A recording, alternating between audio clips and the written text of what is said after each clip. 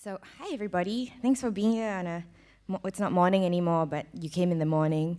We'd all rather much be in bed, so thank you for being here. No, all good, all good. It's Bani who makes us do these things that are usually out of my depth and out of my comfort zone, so I'm very grateful. I'm just gonna start by introducing my equipment, which might be, I don't know, new to some of you.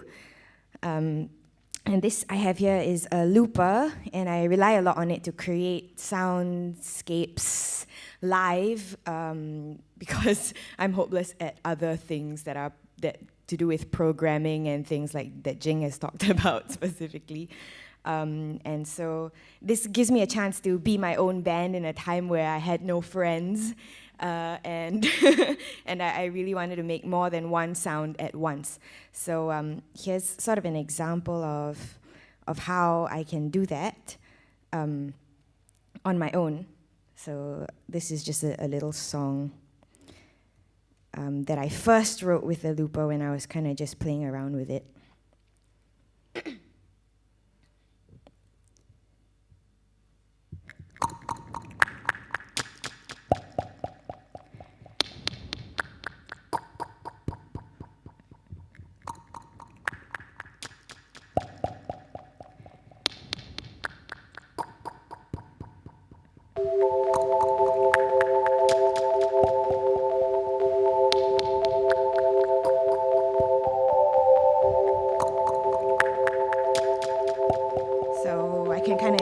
Whatever I have to layer things.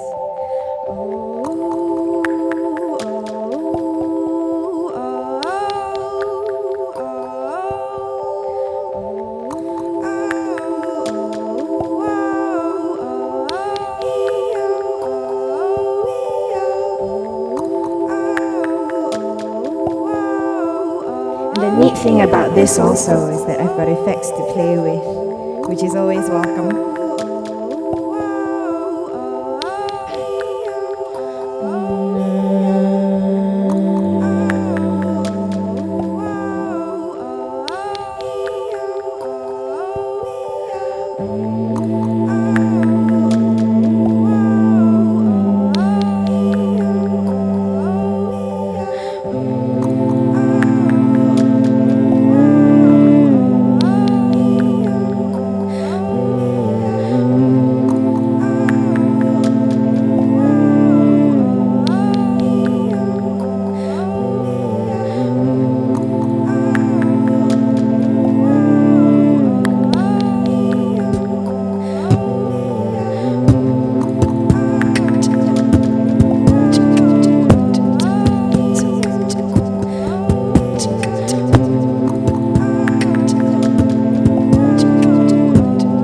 So it helps me kind of layer things on top of each other without relying on other people.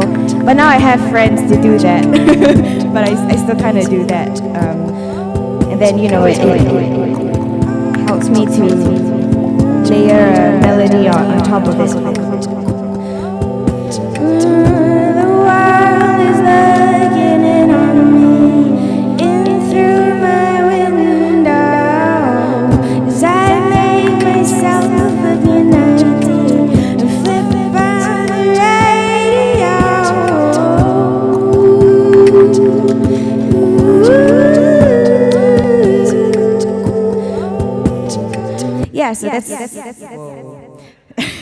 So that's kind of what I do when I play alone solo.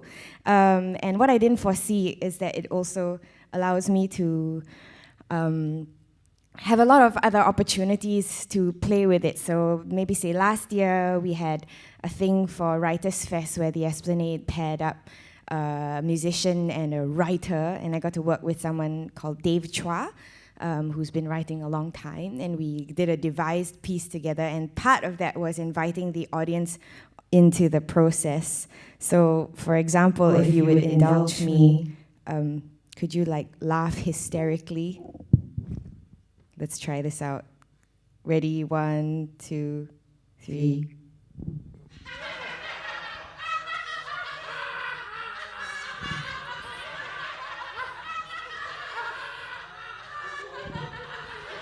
Thank you. Let's see how much of that is in in there. Oh, great. And let's try something else. Can you all boo me like really cruelly, like I'm the worst person in the world? Go.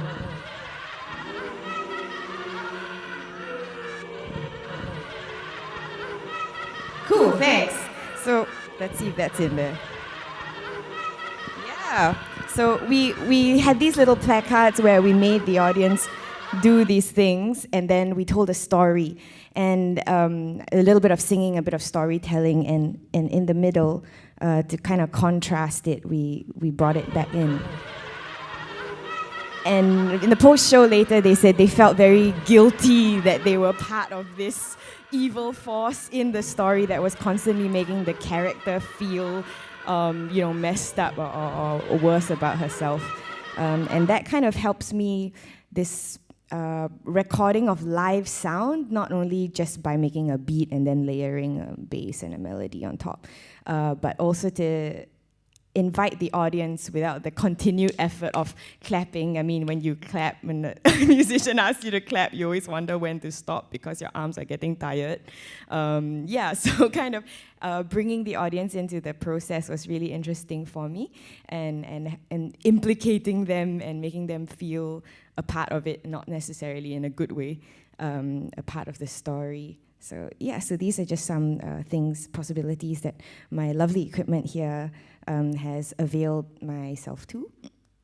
Okay, so today I'm gonna talk about sound in a very kind of different way from Aya, who's got all these this amazing years of experience and improvisation and jazz, and Jing, who's got the whole technical side of it down pat and really tricking the audience into feeling and thinking about, not thinking about sound, but being fully immersed in it.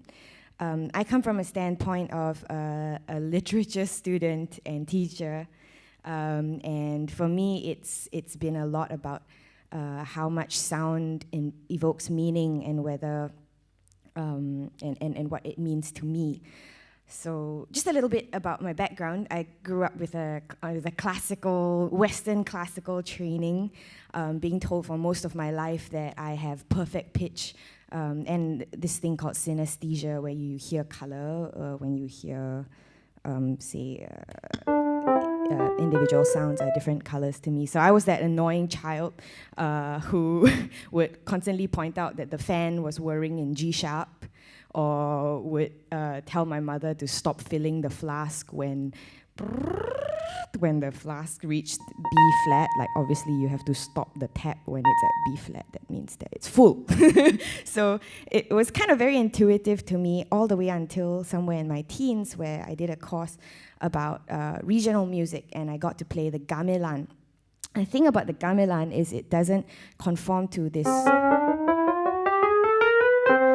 set of 12 notes, this 12-note scale, which is fundamentally Western, which is a social construct by the wise sage men or women who began organizing sound into music. So that blew my mind, because what is my perfect pitch now? These sounds really disconcerted me, because it's neither A or G sharp, but somewhere in between, uncomfortably. And then learning the science of these hertz, that are not in whole numbers, and trying to figure out what these sounds were to me. Are they just sound? Do they stop being music?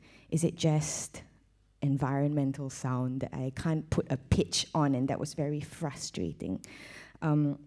So all of a sudden, I realized that my understanding of sound and all the things that I hear around me were a construct, and kind of asking myself, has my sacred, very intuitive private world of sound been inherently organized by imperialism?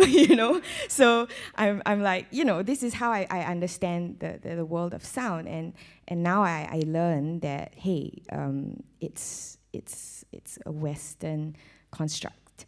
So that really blew my mind, and I started composing only later on in life, and finding that this Western classical training really chains me down, especially when I start to jam with other musicians, and I'm like, okay, I'm bringing this to the table. C minor and G minor. Okay, I'm done. And then we have people like Aya or whoever who, from a very young age, are very attentive to the texture of sound, the emotion of sound, and being comfortable with dissonance, which is something that irked me at the time.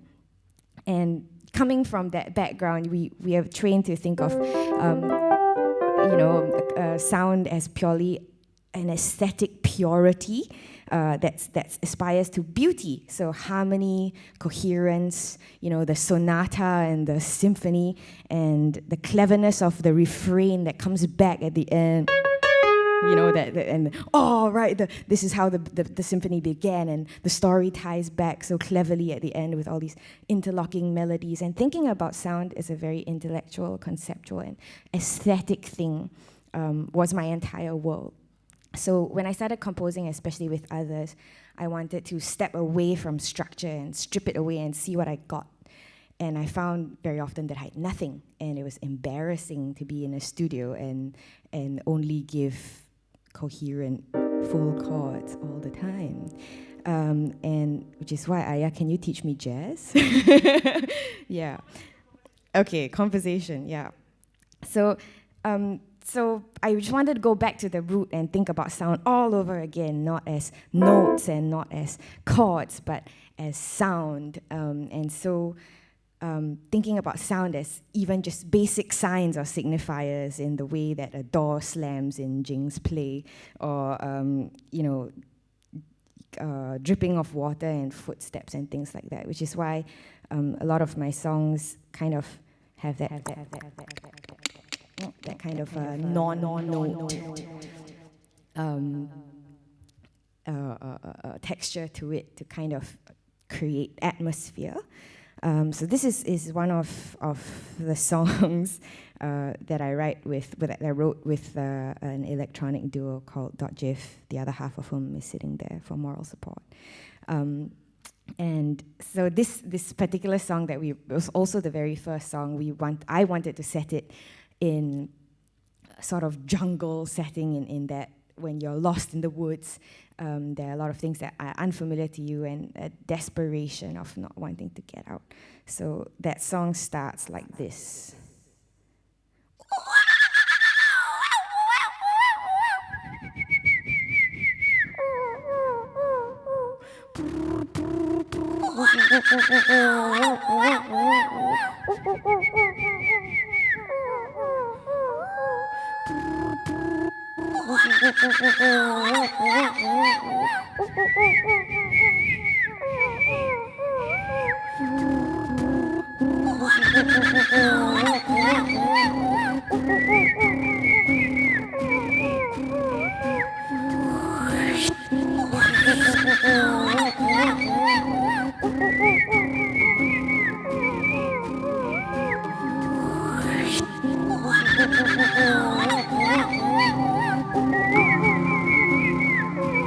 I'm tired and the voices call as I walk down the street.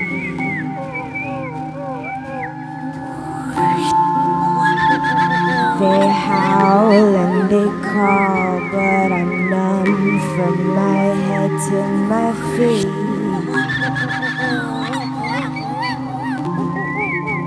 And I call to memory with a vague hope you made a mistake. You know you can't unsay what you say,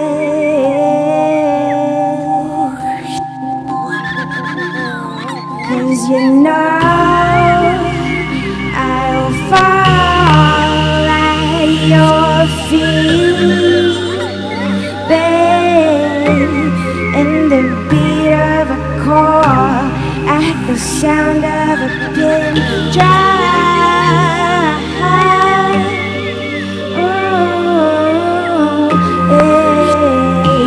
You know, babe, I'll fall at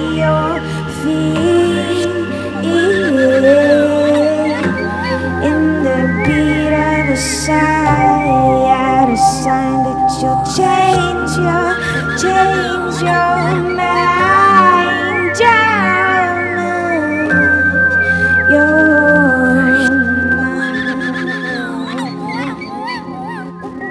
Yeah, so it goes something like that, something.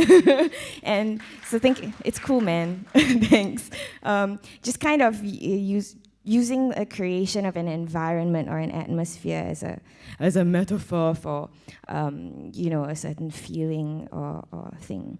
And another thing that's more explicit also is a sort of poem, spoken word, song thing that we did. That was based off a poem I wrote to recite at my grandmother's funeral. This coming after the Taoists, in what do you call that? I was gonna say incineration. That's horrible.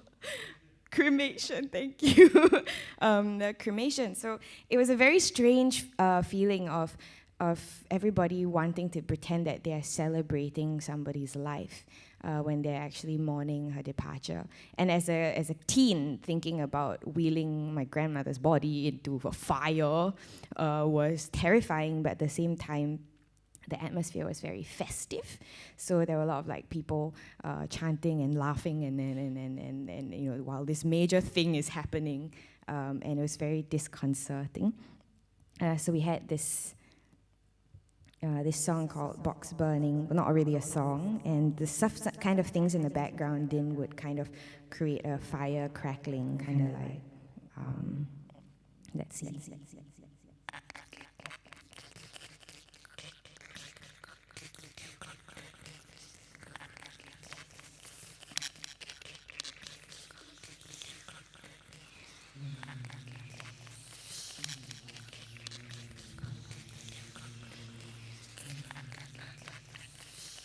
And on top of that,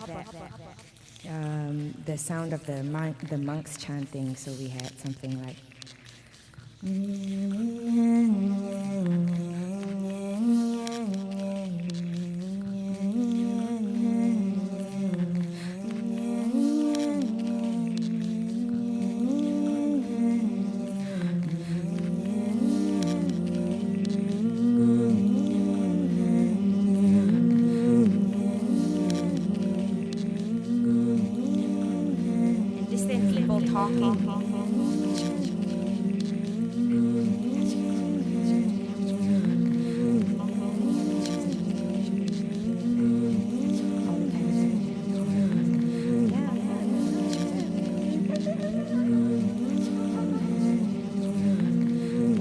And on top of that, then we recited the poem.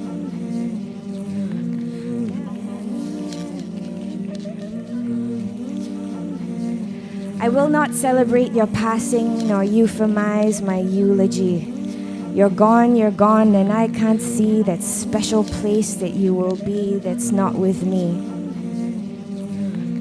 Through casket eyes I stare and dare not under. Through casket glass I stare and dare not wonder how you are still flesh, each curl and lash in perfect order, yet no longer filled. You are still fresh inside my mind. Secret chuckle, crinkled eye, crooked toes on creaking stairs in the dead of the night. And I will be there as you descend with 2 teaspoons of vanilla ice cream, one to ease the bitter pills and the other because you'll ask for another anyway. You always made that silly sniff that made me giggle when you kissed my forehead, and I always wish I made the habit sooner, 'cause it's time, and from tonight, I'll never smell you back.